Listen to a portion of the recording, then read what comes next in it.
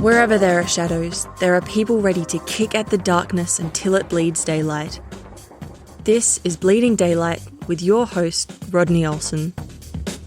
From being someone who struggled to read at school to now having read thousands of books and written more than a dozen herself, my guest today is a remarkable woman who you'll love meeting. You can follow Bleeding Daylight wherever you listen to podcasts to ensure that you don't ever miss an episode. Please share episodes with your friends and make sure you connect with us on Facebook, Instagram and Twitter.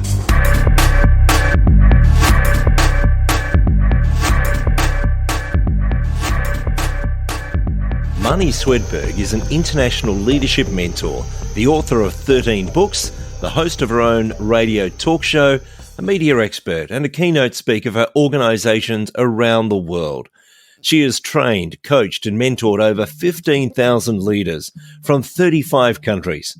And if you're exhausted just hearing about Marnie's schedule, get ready for more, a lot more. It's an honour to have her on Bleeding Daylight today. Thank you so much for your time. Rodney, it's so great to be here. We know that we're often shaped by our early years and our upbringing. Can you pinpoint anything in your early years that may have given you this drive to seek all the things that you've achieved to this point in life? Well, I guess I was a pretty strong-willed child. My parents said that by the age of 2, they had stopped. They'd kind of given up on spanking me to correct me. They had to get very creative in how they trained me because I just wasn't responding to normal corrective measures. I just had a really strong will, still do. And I'm really grateful for parents who, instead of viewing that as a really bad thing, they viewed it as this child has a strong will. Anyway, my parents really nurtured that. And my mom was a big scripture memory verse gal. She had us memorizing verses from the time I was tiny. So I think those two things probably, and the prayers of my parents.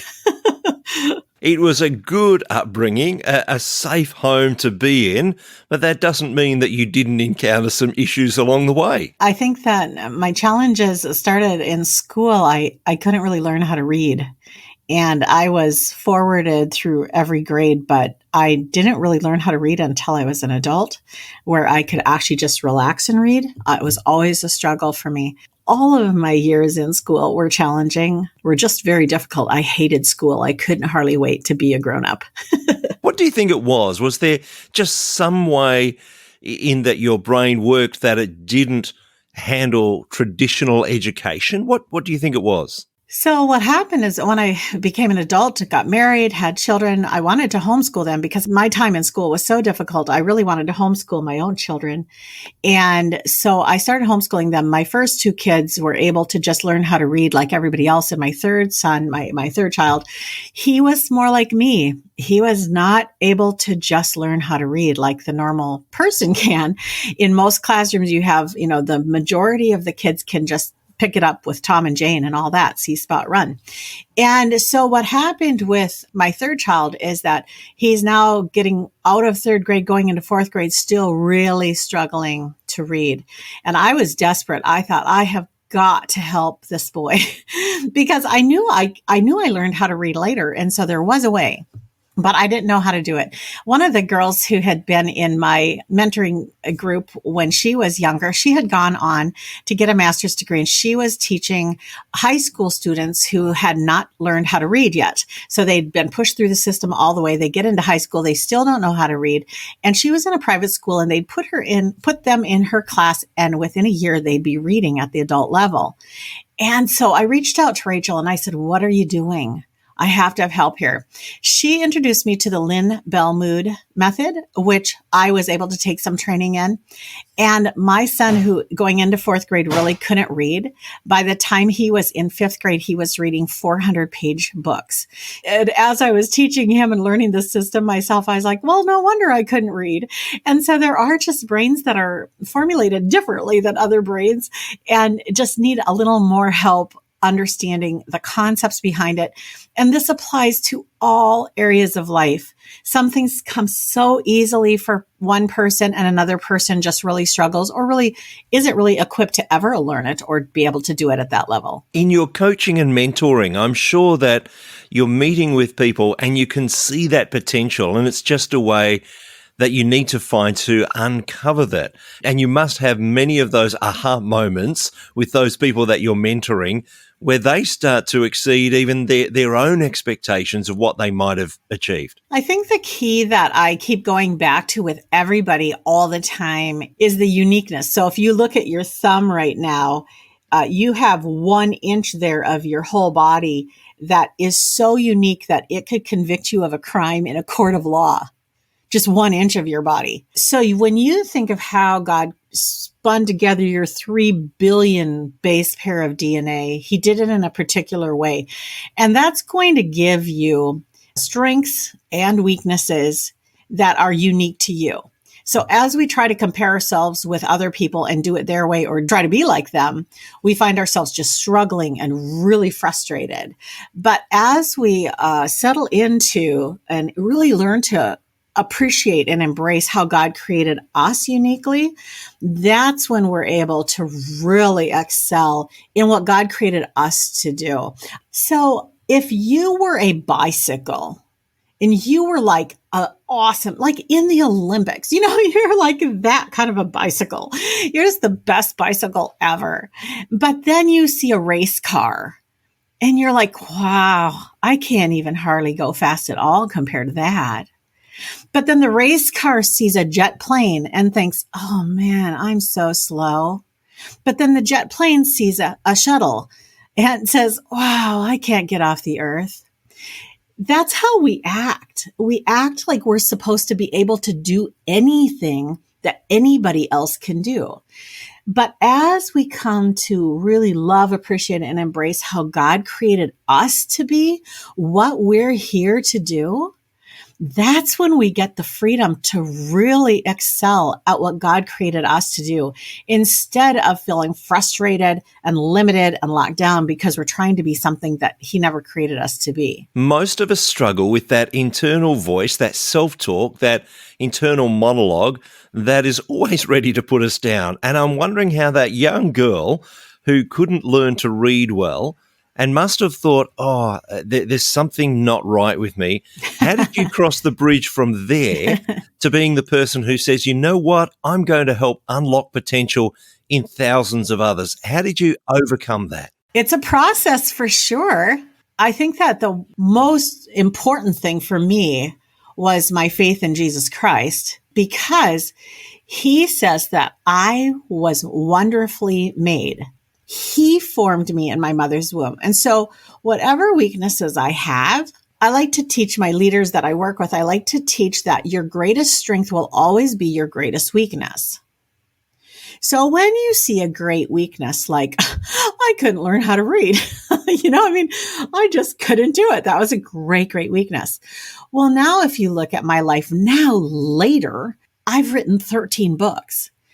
Even I would say more important than having written 13 books, I have read thousands of books, because when I was finally able to read and understand what I was reading and do it quickly and for enjoyment, you couldn't stop me. I read hundreds and hundreds of books back to back and just absorbed it all.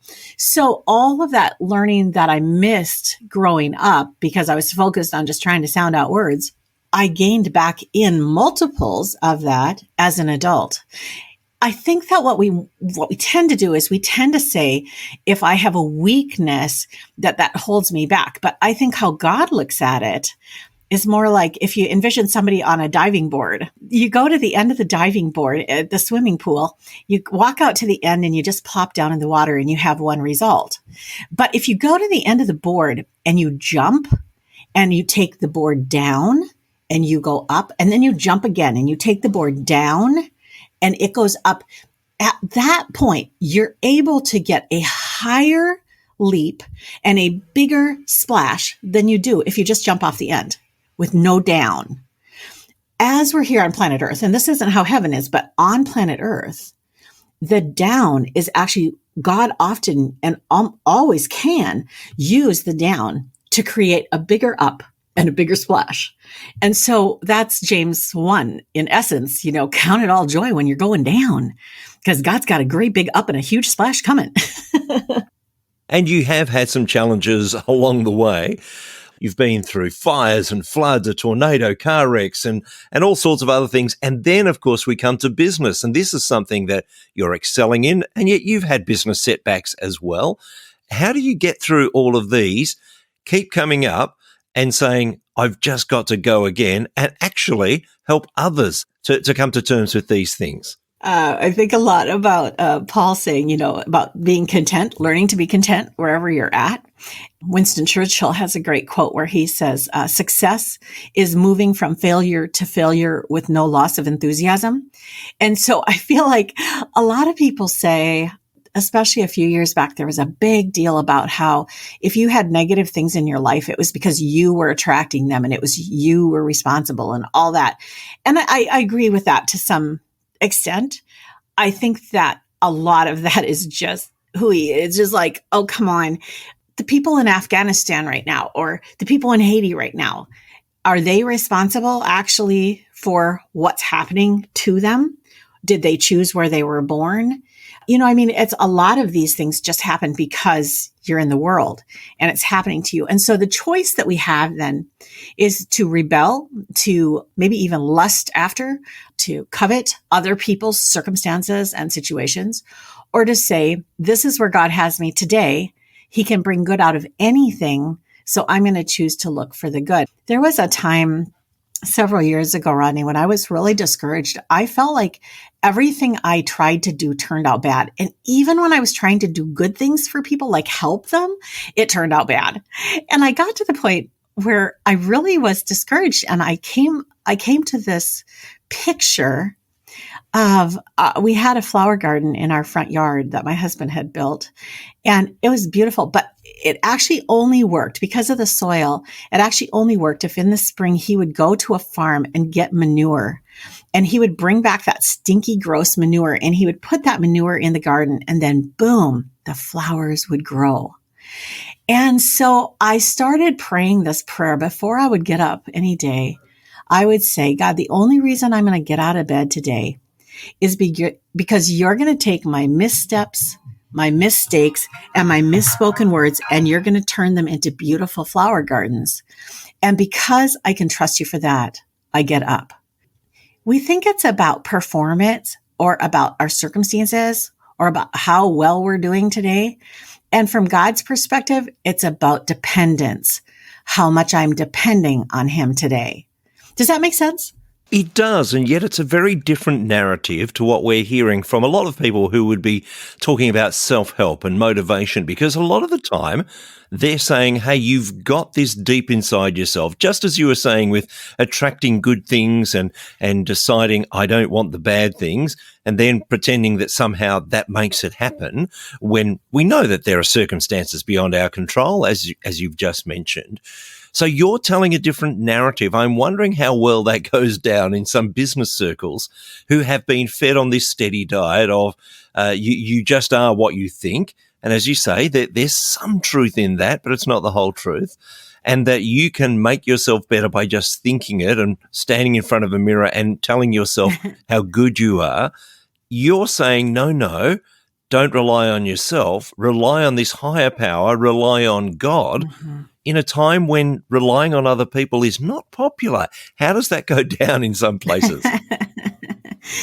Well, when it isn't going well, what I like to do is do a little analogy or kind of a word picture. So if you imagine a baby coming into the world, this baby is completely dependent on its parents. It can't feed itself. It can't change itself. It can't move from place to place. Its parents do everything for it. And the goal of the parent is to raise the child to become an independent adult, right? So that's our goal. We want to train them up so that they can go out, make their own living, help support society, all those things. That's our goal.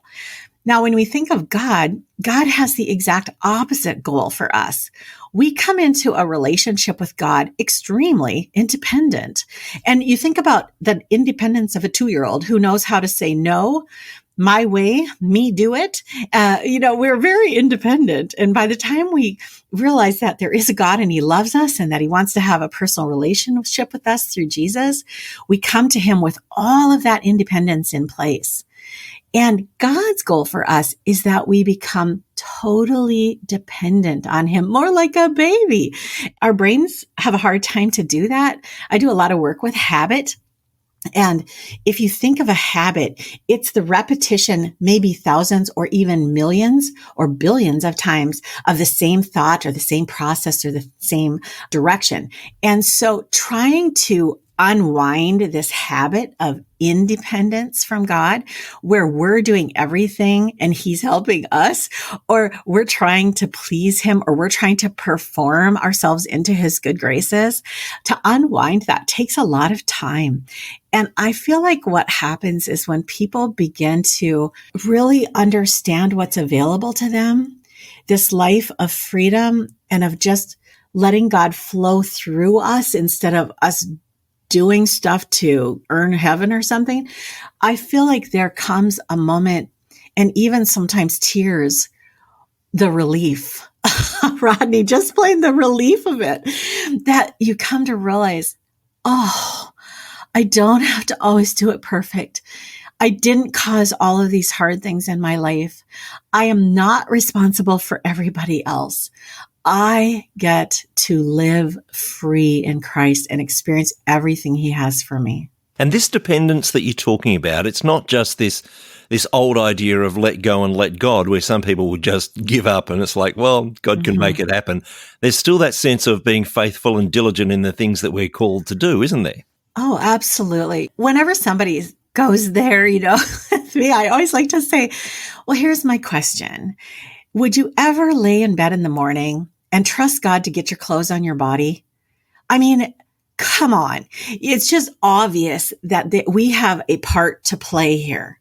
And even the apostle says in the New Testament, one of the writers says, we strive with superhuman energy to accomplish the works of Christ. So there's hard work involved. It's not like you just lay around and wait for God to do it.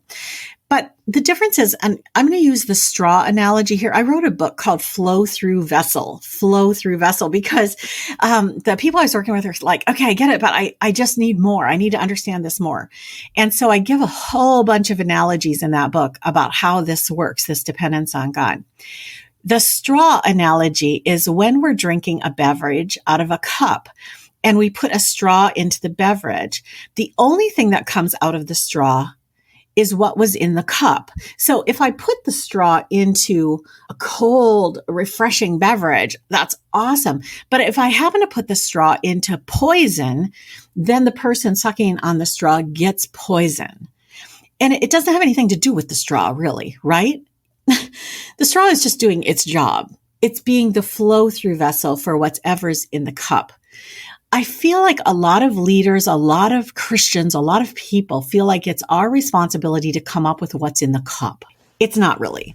Our responsibility as the straw is to be submerged in the right cup. So if you were to say, okay, I am a Christian. I love God. And when people suck on my life, because I spend time with God and I'm filled with the Spirit and I have the fruit of the Spirit, when people suck on my life, they get God. Wow. That's amazing. Now, did I create God or make that happen like that? No, but was I submerged in the right thing to get that result to other people? Yes. Now let's say that I go out of fellowship with God. He's still in me, but I'm really not tapped into him. I'm just tapped into however good I can do. Now when somebody sucks on my life, they get whatever they get, the best I can do. And when I run dry, they get whatever that looks like. And sometimes that's just anger, bitterness, stress, whatever it is. There is so much freedom, Rodney, in actually becoming totally dependent on God, staying submerged in him, recognizing that, yeah, I have a responsibility here, but it's not what I thought. I thought I had to do all this myself and please God. Instead, what I got to do is trust God and let him flow through me. And the most beautiful part of this is that we can never give away something we don't have. So if someone else needs peace, if I don't have it, I can't give it. So who gets peace first? Me. If somebody else needs $1 million and I don't have it, I can't give it to them. If God wants to flow $1 million through me to them, guess who gets it first? Me. So this is like the best, most awesome, exciting way to live that's possible. And when people come to realize that this is available to them, it's shocking, overwhelming, and deeply exciting. And that dependence also brings another benefit, and that is rest, which is not something that is often talked about in the business world, because you can't afford to rest. You've got to keep working. And yet God calls us into rest. Is that one of those other things that you're able to tell people about? And suddenly there's that, oh, thank goodness, I never thought I'd ever get that rest. Many, many years ago, my platter was full. I was homeschooling. I was the women's ministry director. I was on the worship team. I was teaching Sunday school. I had a girls club in my home. I was the Awana director for 5th grade. I mean, it was like, my platter was full. And then God put in my heart that I needed to do another thing. And it was a time consuming thing. And I remember just arguing with him about, okay, so what's going to go then? And he's like, no, you're going to keep doing everything you're doing. We're going to add this to the pile. I was like, it's not going to work. It's not going to work. I really wrestled with it back and forth for a while, but it wouldn't go away. Rodney, it was like, I knew I was supposed to do it. And I also knew I couldn't. So I finally realized one day that God, being the micro and the macro time manager that he is, he's orchestrating all of time and eternity. And if he wanted me to do something that there wasn't time to do, then obviously he was thinking about time differently than I was. And so I said, okay, I'm going to say yes to this, but I'm going to do it on this one condition, that you take care of my time, because there's no time to do this. I mean, I'm really an organized person, and I knew this would push me over the edge. I said, I will put away my watch. I will put away my clock. I will only trust you to know when to do what to do. And that's how we're going to roll, because otherwise this is not going to work. So the other thing that happened simultaneously was that God put in my heart that I needed to take Sunday as a day of rest, or if I couldn't do Sunday, a different day, a whole day of rest. Well, the combination of that was just completely ridiculous, impossible. And so I just had to step out by faith and do it. The first 6 weeks of living without a watch or a clock was absolutely insane. It was like a baby learning how to walk for 6 weeks as an adult. And I would wake up and I'd think it was morning, and I'd get up and I'd shower up, and then I'd go sit in a chair in the living room in the dark and do my, devotions or whatever. And then I'd be like, wow, it's still dark. I don't know. And then I'd realize it's 2 a.m. It's like, I didn't know how to hear God. I couldn't figure it out. But over the process of those weeks, I began to understand how to hear God. And sometimes he would wake me up and say, it's time to get up. Sometimes it would be, come away with me. Sometimes it would be, get up now. I learned how to hear God in a different way. That became my natural rhythm of life, is for God to orchestrate things. It was crazy. Sometimes I would think, how am I going to, get to appointments on time and stuff? But God is completely able to do that. What else happened is that I didn't realize it, but in the future, we were going to buy a couple of businesses, a store, a retail store, a huge retail store, 12 departments, and also a restaurant with 28 employees. And I was going to manage those. And I had no idea that I needed that day of rest, and that I needed this much dependence on God in order to make all that work. So when you say the other thing you get is rest, Oh my goodness.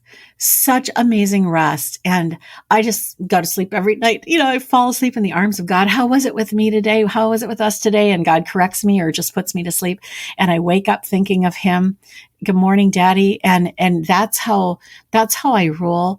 But I know for sure, Rodney, one thing, if God wouldn't have put that day of rest in my life before I got to the most intense season of my life, I really feel like I would be dead. I don't think I could have done it. It was so intense. A lot of times it was all-nighters and just so intense. So I think that rest is so important. And then to recognize that when you're not resting, sometimes you're running.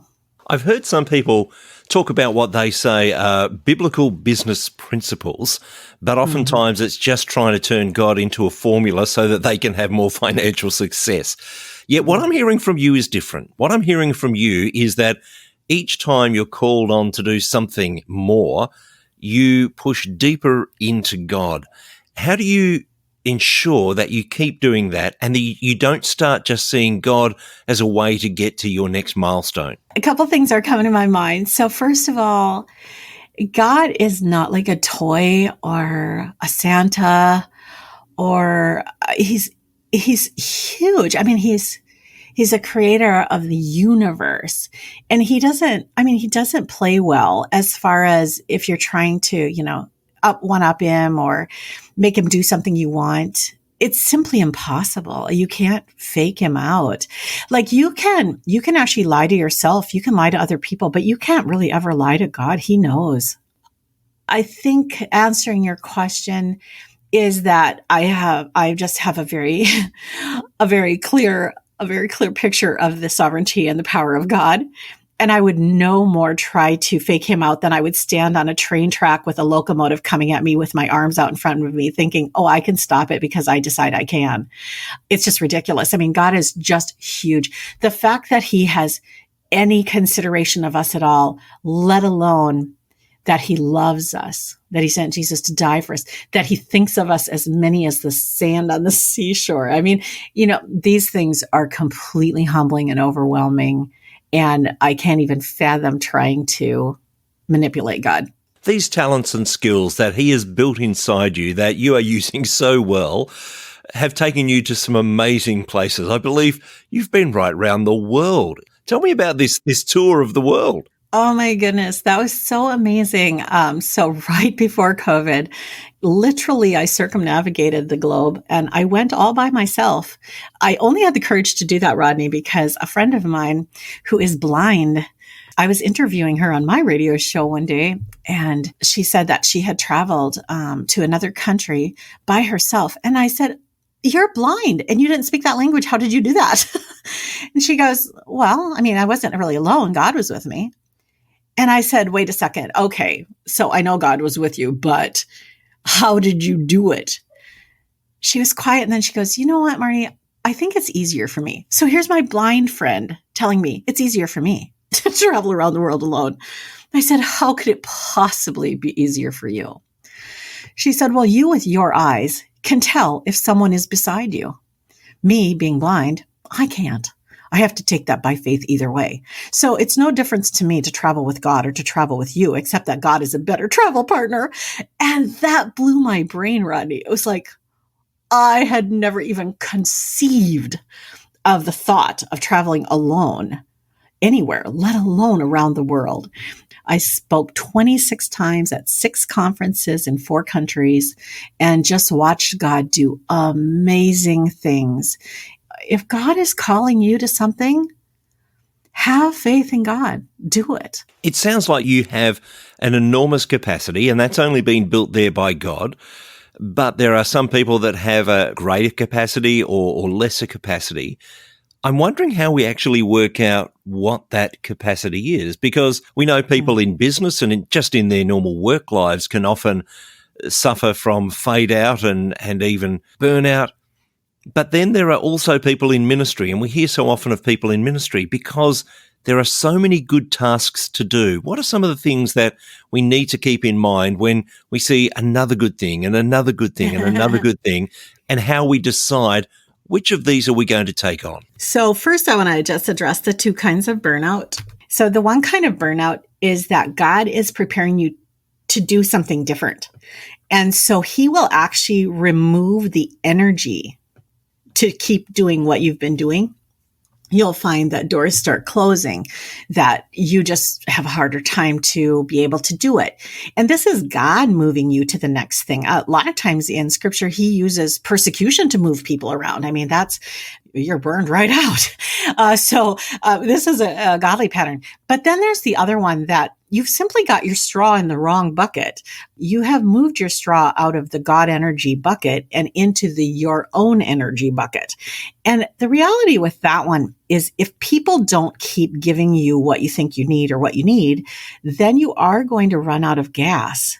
If you want to do something supernatural and keep doing that, you need to stay submerged in the supernatural. You cannot do supernatural without God. And so if you're feeling burned out, test the water there. Where am I getting my energy from? Am I getting burned out because people aren't feeding me the way that they used to, and I've grown dependent on being fed by people? Or am I really submerged in Christ and I'm getting everything from him, but it's time for me to move on? And so that's one of the things. And then when it comes to like ideas, I have this whole program I do called Idea Gold.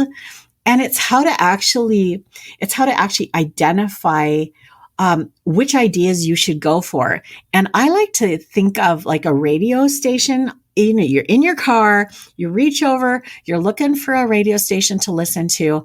And what do? You hear all these options, right? Going by. You've got, rap, and then you've got country, and then you've got news, and then you've got, all this different stuff. And you're going to stop at the radio station that resonates with you today, right then. All of those radio waves are in the air all the time around us, but we're usually not tuning in. So what happens with ideas is ideas fly by. They're all around us. I mean, millions of ideas are all around us, but we have to decide which one we're going to tune into. And the way that we do that is by being clear about who we are, what we're here to do. I do a whole training on mission vision because it's so important for you to really embrace and be grateful for who you are. If you're trying to be a jet plane, but God created you to be a bicycle, you're just going to be frustrated every day of your life and vice versa. How do we start to learn that when we're so often looking at other people and saying, I wish I had that talent? Do you think it's sometimes because we're just completely missing the talent that God has given us? We don't even recognize that we're a fast bicycle because we could use that, but we see and we yearn for something other. It is all about that. When Eve was in the garden and Satan was tempting her, he just tempted her with something a little bit more than she had. He just said, you've got it perfect here. It's perfect here. But there is one more thing you could have. If you eat this apple, you could have one more thing. And I think that's still what trips us all up today. We just want one more thing. Just a little bit better than we have. Just a little bit different than we have.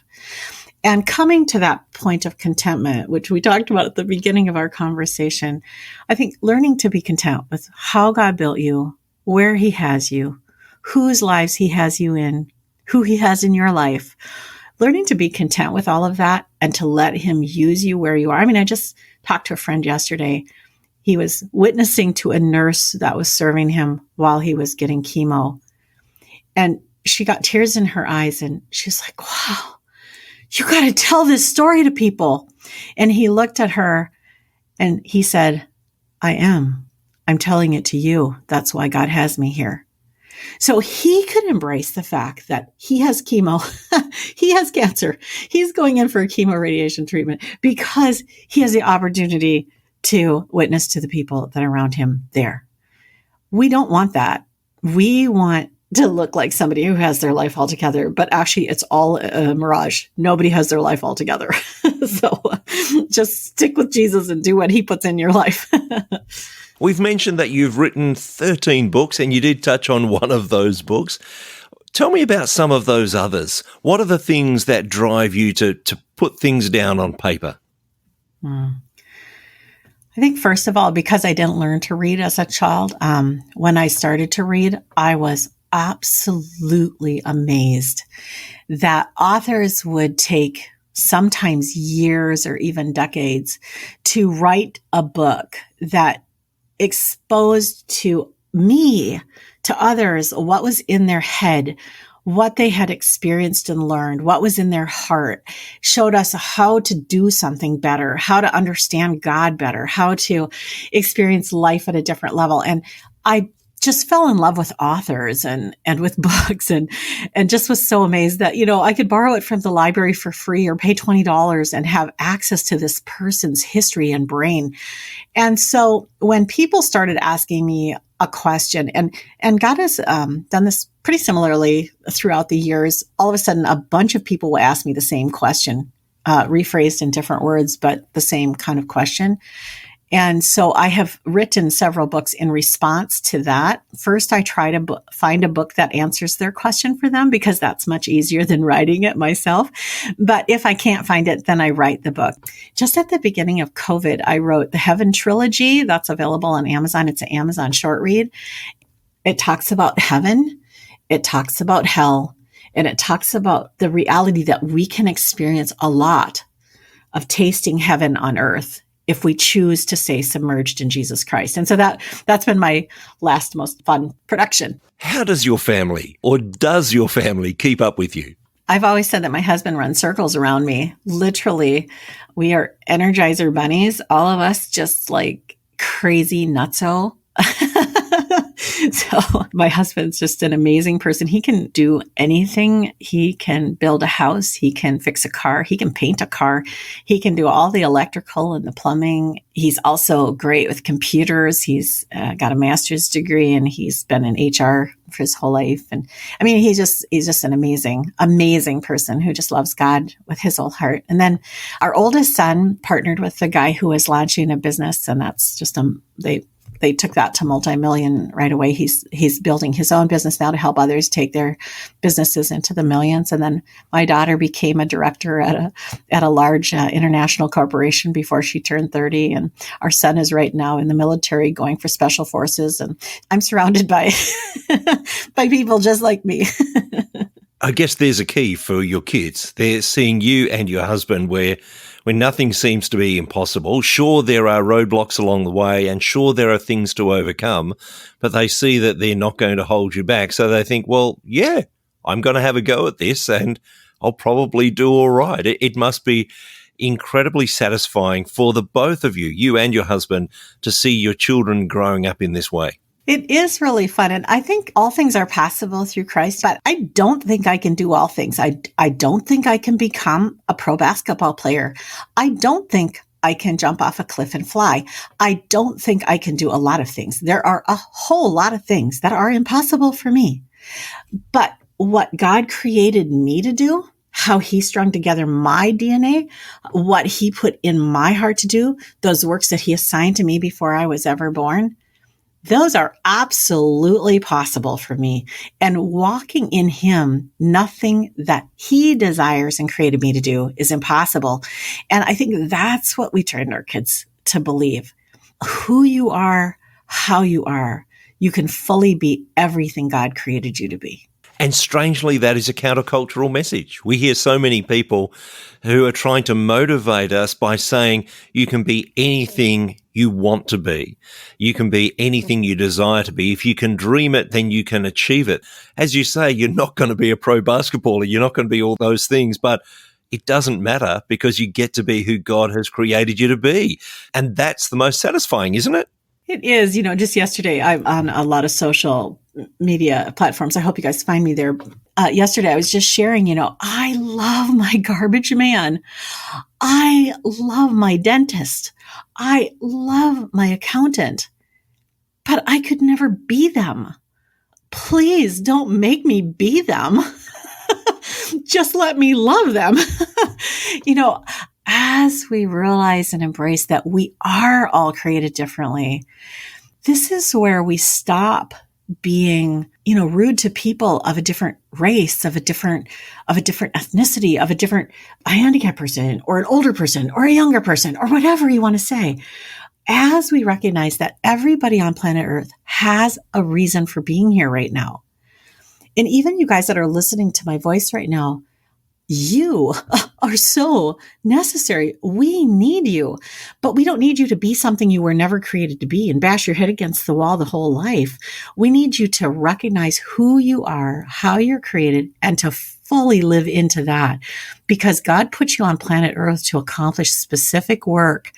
And we all need you to do that. God is looking for you to do that, because not only are you needed, but he knows that that's where you will be the happiest. You will be so satisfied and fulfilled when you do the work you were created to do. And we're promised freedom, and that's true freedom. It has been so good to talk to you. And I know that there will be people that are wanting to chase you down. You mentioned that people can find you on social media. Where's the easiest place for people to find you, grab hold of your books, and get in touch with you? Yeah, if you just go to my website, it's my name, Marnie, MARNIE.com, just Marnie.com, and everything, and all the links are there. That's the easy way to do it, and I will put links to that website in the show notes at bleedingdaylight.net, so you can get the details there as well. Marnie, we could talk forever, but I just want to thank you so much for spending some time with us today on Bleeding Daylight. Oh, well, thank you for having me. I love what you're doing, Rodney. It's so encouraging. And for you guys who are listening, I just encourage you that Bleeding Daylight, there's a new song that's out. There's Another in the Fire, talking about the three boys, and they talk about the clouds thinning between earth and heaven. And I love Bleeding Daylight, because that's the thing, is that as you experience God more in your life, you live more in the sun. Thank you for listening to Bleeding Daylight. Please help us to shine more light into the darkness by sharing this episode with others. For further details and more episodes, please visit bleedingdaylight.net.